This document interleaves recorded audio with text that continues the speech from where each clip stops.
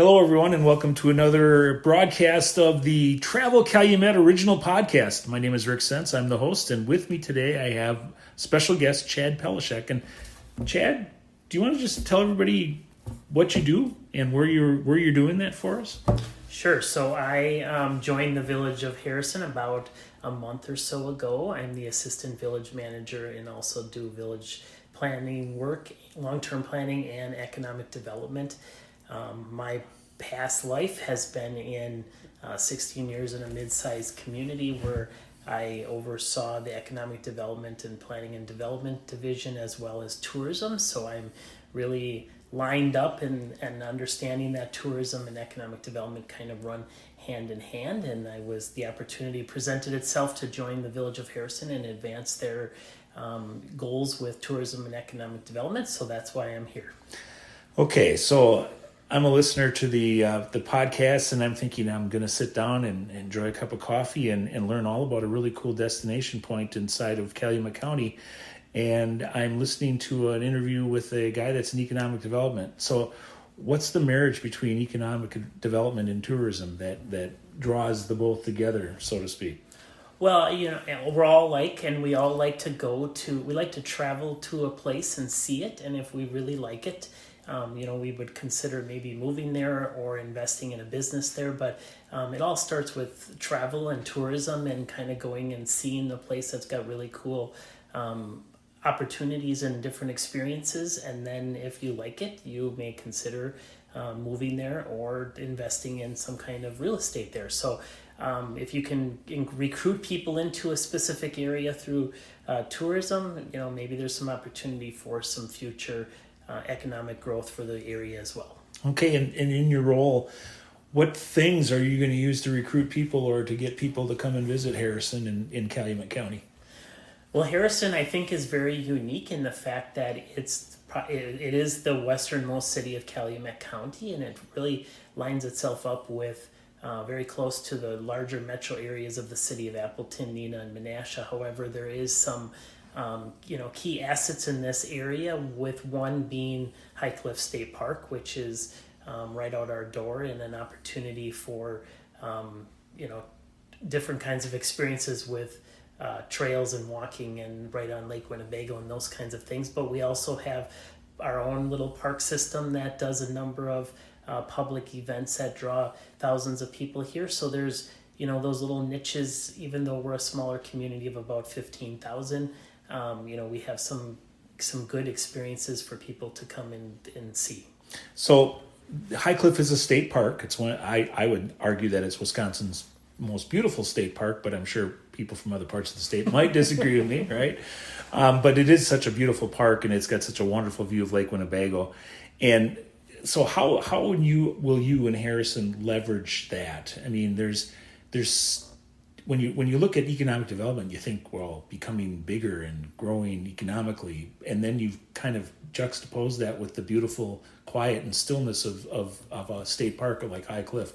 How do you bring that together?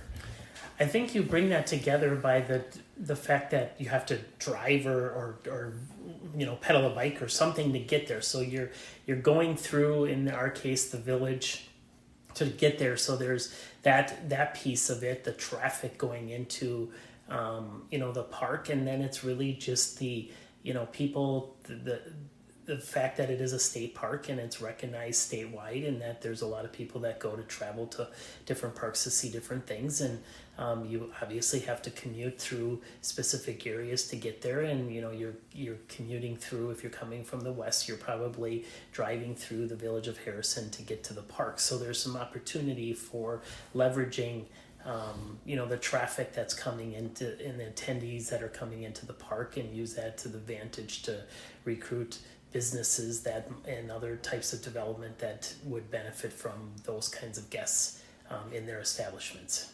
Being new to the role, then you probably bring a different perspective to the process than somebody that might be living here for 20, 30 years.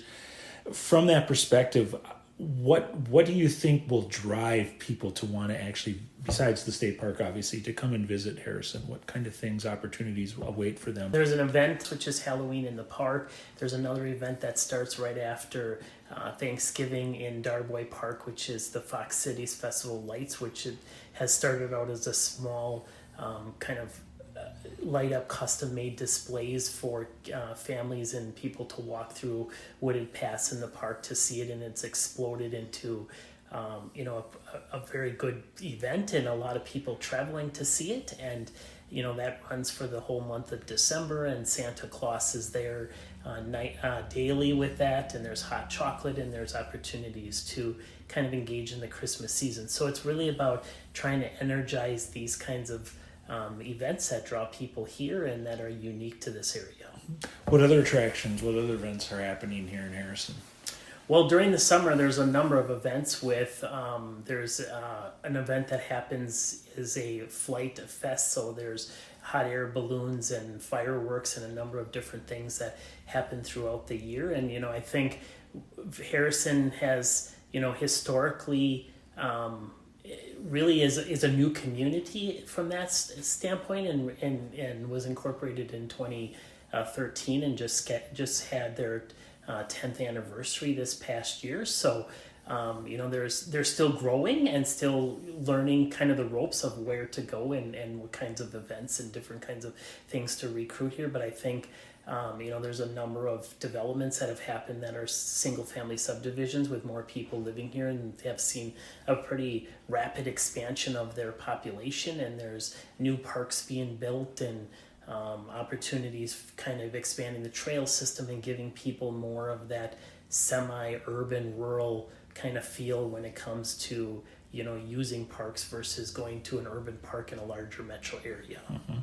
And you have a wonderful resource, Wisconsin's largest inland lake, that is how far away from where we're sitting right now here in Harrison? Lake Winnebago, where we've got property that's right on the north side of the lake. So and there's a number of public access points in the area to be able to access the lake from, Harrison boat launches and those kinds of things, and be able to go out and do recreational sports on Lake Winnebago. Is it a place where I could bring my ice shanty and drive it onto the lake too? It sure is. Okay. You can do that, and you can do sturgeon spearing, and later on in the year, which is a big thing. So there's, and then when EAA comes around at Oshkosh, there's an opportunity for coming and visiting this area as well during those times of the year.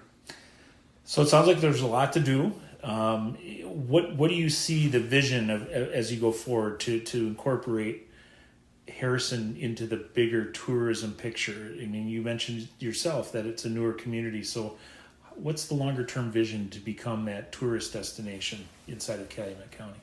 I think the key is recruiting the types of businesses that tourists would want to come here for, and be like hotels and different kinds of public entertainment and even private entertainment, those kinds of businesses that whether it's a winter sports like a trampoline park or something like that would be able to draw people in, or it's a summer activity or something similar to that. So I think that's really where we need to expand, and we need to continue to leverage kind of these what's happening in the borders around us, and and kind of see where there's niches and try to recruit those kinds of things. Sounds really exciting.